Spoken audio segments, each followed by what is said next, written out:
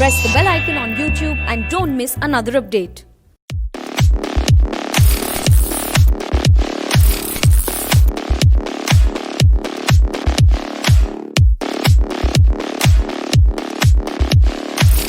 I have to admit that I was taken by surprise when this interview was confirmed. So, are you now more open to interacting with media? Well, it's not a question about.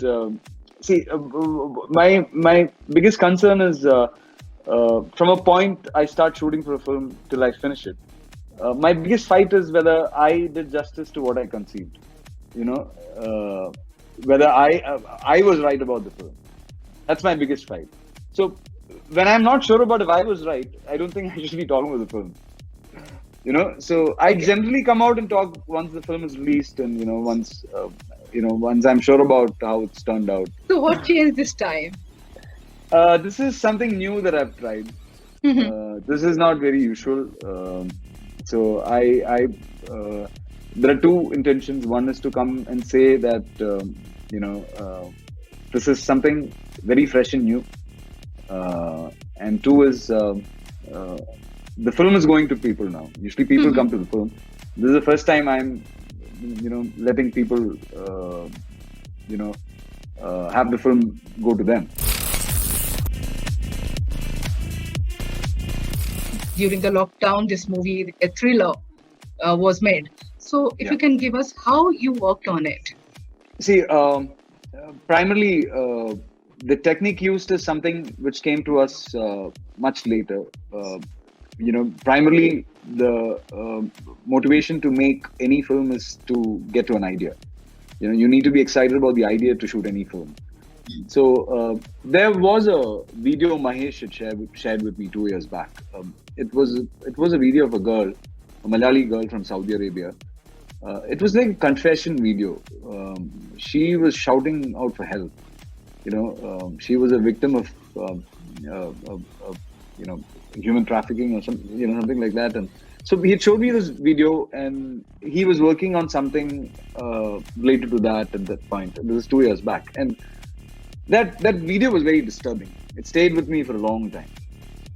And during the lockdown, Mahesh, he lives like a block away from my building, so we used to meet every evening. Then we started talking about actors and editing, and we just generally started talking about cinema and the new possibilities of cinema. And so the new possibility is that you can actually redesign a film on the edit table. You can go closer to the characters, or you can go far from the character. You can actually redesign the entire screen. You can change the who's more prominent, and so you can play around with that. So Mahesh said we have the freedom to do that. It might be interesting. No one has tried it, and so that's when we sort of collaborated this original idea Mahesh had discussed earlier with me to this technique, and that's how we incorporated these two things, and that's how the film actually happened. Did it require you to kind of maybe readapt yourself to the situation, the pandemic situation, as an actor while shooting the scenes? Okay, See You Soon doesn't happen during the pandemic. It happens in 2019. So the film has nothing to do with the pandemic. Or if I were to do this film at a time when there is when there was no lockdown, or when there is no lockdown, this would have been the same way I would have done this film.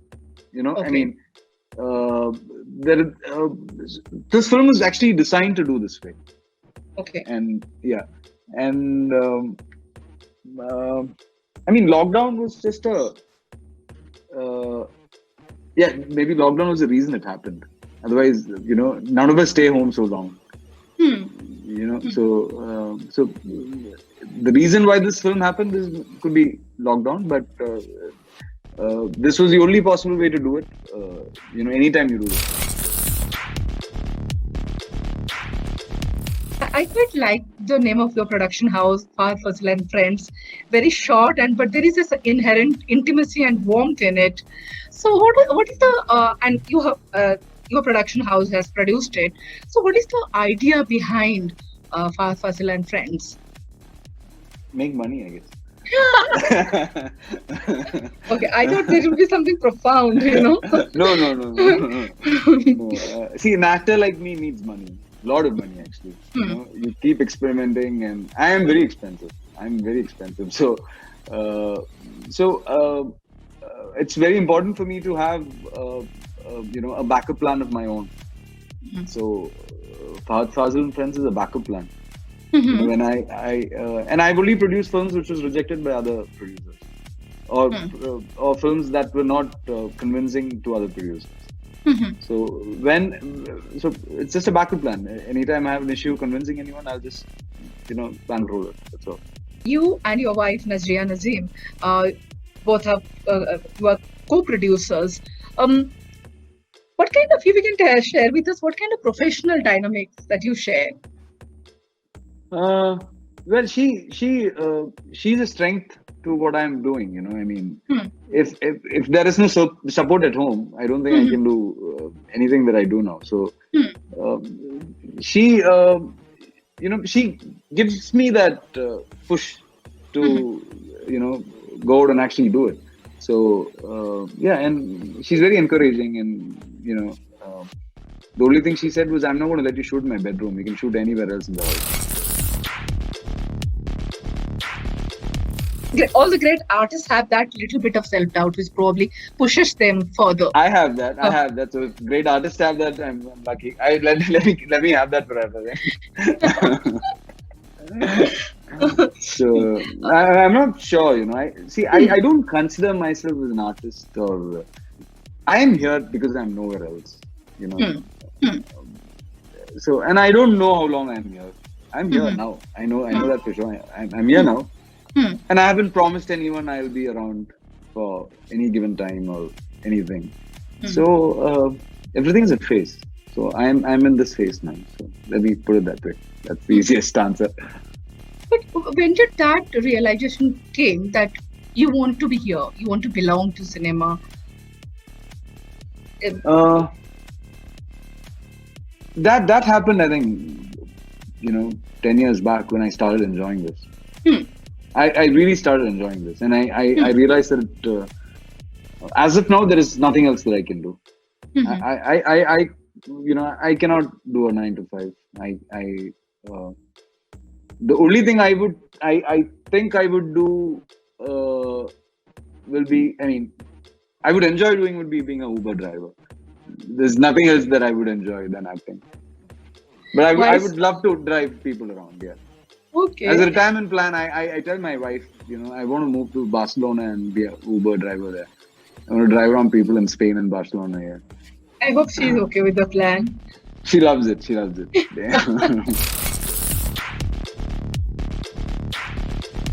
Would you call yourself picky when it comes to roles?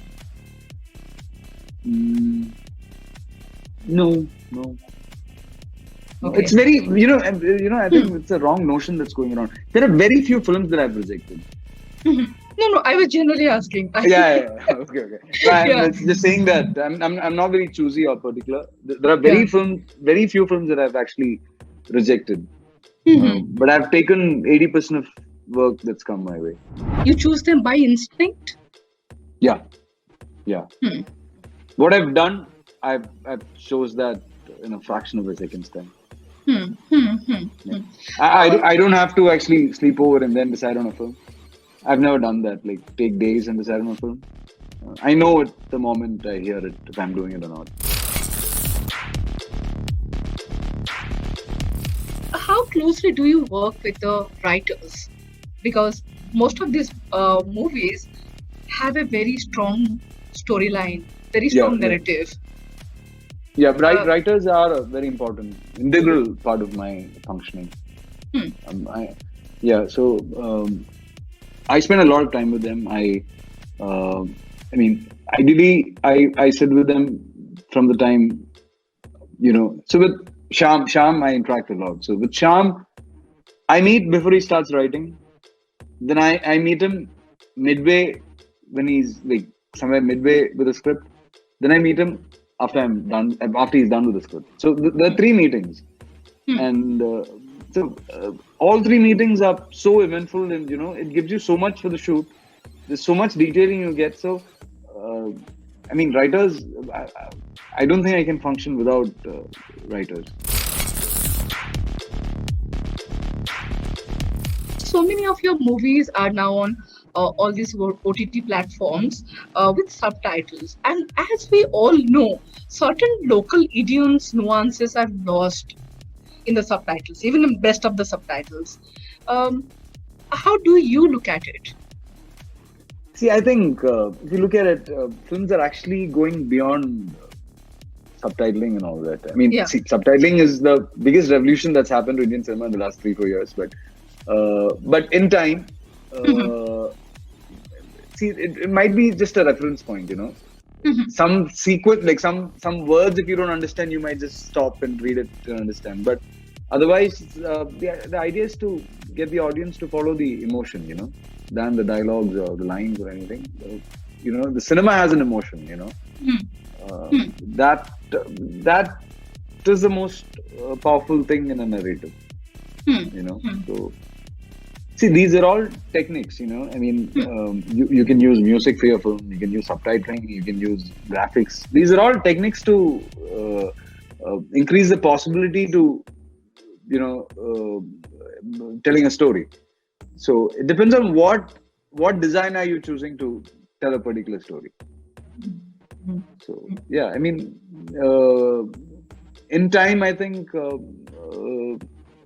subtitles and all, it'll definitely be a part of original films. But people would, I hope they would understand, more from films than just reading the subtitles. We all know that the Kerala, the audience, the Malayali audience is very evolved. They probably in some way inspired the kind of cinema that comes out in Kerala.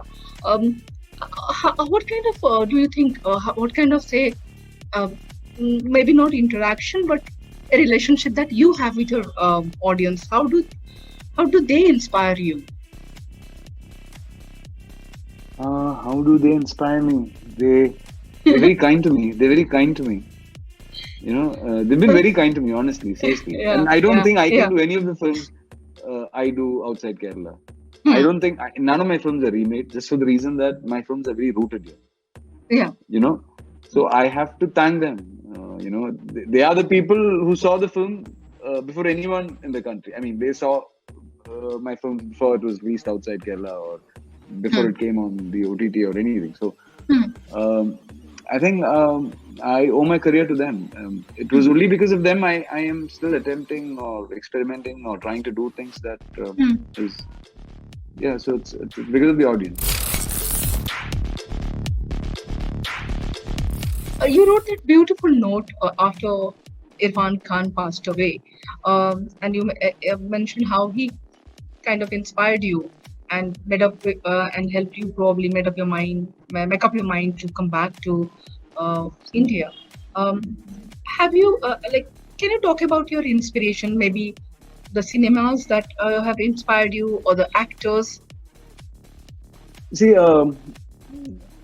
I'll tell you why Mr. Irfan Khan was so appealing to me. It's primarily because, like I said in the note, I said he looked very original. He was so real. So that was very rare in cinema then, to look so original on screen. And that was a point when actors wanted to look a little above the audience. They wanted to have six-pack and whatsoever. So there was a sense that they wanted to look a little above the audience.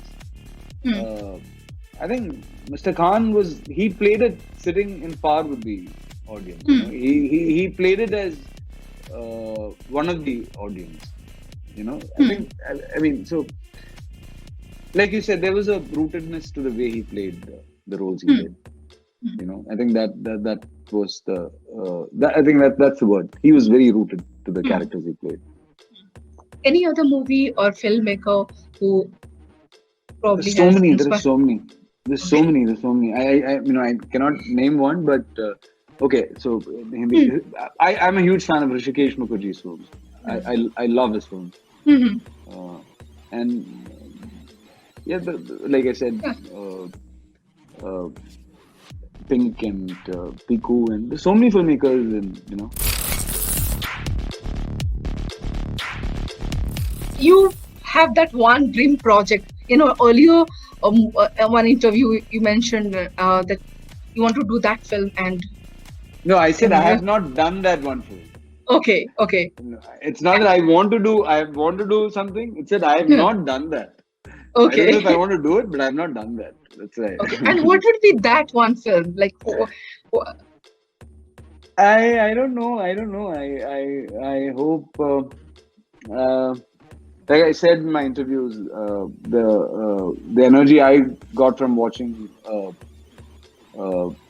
cinema parodies or El Postino or Aranyakandam or